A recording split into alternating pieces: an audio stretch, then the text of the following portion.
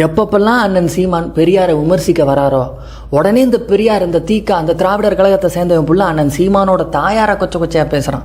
சீமானவர்களுடைய மனைவியை அவ்வளோ ஆபாசமாக சித்தரிச்சு பேசுறான். நான் கேட்கறதுக்கு கேள்விக்கு பதில் தான் சொல்லணும். அங்க எங்க ஆத்தாவை இருக்கிறது, என் மனைவி இருக்கிறது, என் பரவுக்கு இதெல்லாம் பேசுனா நீ என்ன பெண்ணியம் போட்டுற? கோவை ராமகிருஷ்ணன் பேசுறான், குருமூர்த்திக்கு பிறந்தவங்கிறான். ஏண்டா நீ யாருக்குடா பிறந்த? நீ யாருக்கு பிறந்த? நீ ராஜாஜிக்கு பிறந்தியாடா? அவ்வளவுதான் ராஜாஜி தானடா உங்க ஈவரா கடைசி வரைக்கும் காலனிக்கு குடிச்சிட்டு இருந்தாரு.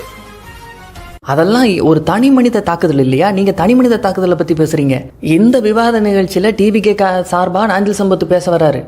அவர் விஜயை பற்றி பேசும்போது விஜயை எதிர்த்து விஜயும் அரசியல் களத்தில் நிற்கிறாரு, அவரும் போட்டியில் இருக்கிறாரு.